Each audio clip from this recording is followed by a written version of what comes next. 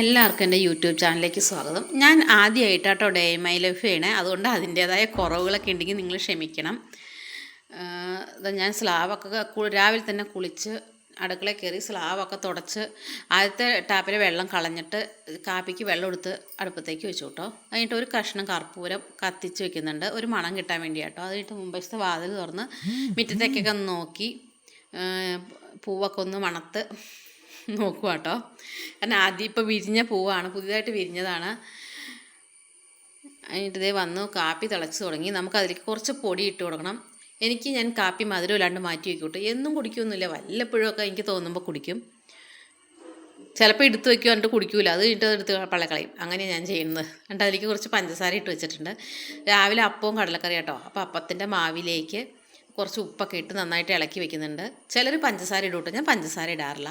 അത് കഴിഞ്ഞിട്ട് കരിവേപ്പില വറച്ചൊന്ന് വെച്ചിട്ടുണ്ട്, ഒരു പാത്രത്തിലിട്ട് അടച്ച് വെച്ചിട്ടുണ്ടായിരുന്നു. അതൊക്കെ ഒന്ന് നോക്കി ചായ തിളച്ച് വരുന്നുണ്ട്. അപ്പോൾ കടല നന്നായിട്ട് കഴുകി കുക്കറിലേക്ക് ഇട്ട് കൊടുക്കുന്നുണ്ട്. അത് കഴിഞ്ഞിട്ട് അത് വേവിച്ചെടുക്കണം. അപ്പോഴത്തേക്കും ചായ തിളച്ച് വന്നു. ചായ എല്ലാവർക്കും ഉള്ളത് മാറ്റി വെച്ചു. സ്ലാവൊക്കെ ഞാനൊന്ന് തുടച്ച് കളയുന്നുണ്ട് കേട്ടോ. ചായ ചാടിയ സ്ലാവ് അപ്പം തന്നെ തുടച്ചില്ലേ ഉറുമ്പൊക്കെ വരുമല്ലോ. അപ്പോൾ ഞാനതൊക്കെ ഒന്ന് തുടച്ച് കളയുന്നുണ്ട്. ഇനി കടല വേവിക്കാൻ വെക്കണം.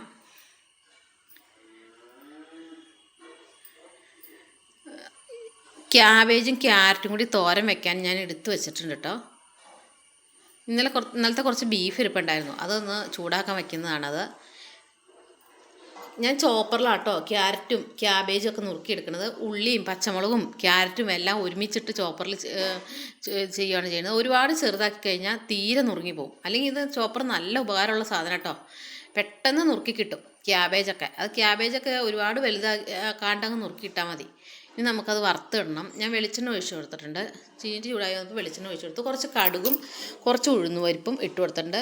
ചൂടായി വരുമ്പോൾ കുറച്ച് വറ്റൽമുളക് ഇട്ട് കൊടുക്കണം, കുറച്ച് കരിവേപ്പില ഇട്ട് കൊടുക്കാം. ഇനി നമുക്ക് ക്യാബേജ് അതിലേക്ക് ഇട്ട് കൊടുക്കാം കേട്ടോ. ക്യാബേജും ക്യാരറ്റും എല്ലാം കൂടി തേങ്ങയും അതിൻ്റെ കൂടെ ചതച്ചിട്ടതാട്ടോ. അത് കഴിഞ്ഞിട്ട് ഞങ്ങൾക്ക് മൂവാറ്റുപുഴ വരെ പോകേണ്ട ആവശ്യമുണ്ടായിരുന്നു, മോളെ സ്കിൻ ഡോക്ടറെ കാണിക്കാൻ വേണ്ടി. അപ്പോൾ ഡോക്ടറെ കാണിക്കാൻ വേണ്ടി പോയതാണ്. ഞങ്ങൾ പോയിട്ട് വന്നു. മൂവാറ്റുപുഴ അറ്റ്ലസിലൊന്ന് കയറി. അവിടുന്ന് ഒന്നും മേടിച്ചില്ല കേട്ടോ. നേരത്തേക്ക് ഇഷ്ടംപോലെ സാധനങ്ങളുണ്ടായിരുന്നു, ഇപ്പോൾ ഒന്നുമില്ല. അതുകൊണ്ട് ഞാൻ ഒന്നും മേടിച്ചില്ല.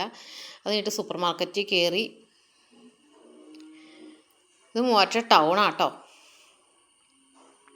നെഹ്റു പാർക്കിൻ്റെ അടുത്തുള്ള പാലം. മോളാട്ടോ വീഡിയോ പിടിക്കുന്നത്.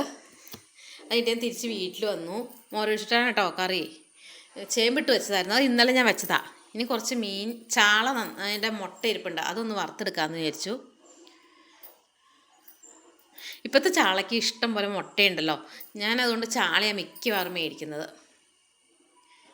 ചാളയുടെ മുട്ടയൊക്കെ വറുത്തെടുത്തു. ഇത് ഉച്ച വരെയുള്ള കാര്യങ്ങളാട്ടോ. ഇതിനിടയ്ക്ക് വേറെ പല കാര്യങ്ങളും ചെയ്തിട്ടുണ്ട്, കാരണം ഓർഡർ ഉണ്ടായിരുന്നു, അത് കൊടുത്തു. അങ്ങനെ തുണി അലക്കി, അങ്ങനെ പിന്നെ ഇന്ന് ഓർഡറുള്ള സോപ്പായിരുന്നു, അത് പൊതിഞ്ഞെടുത്ത് വെച്ചു.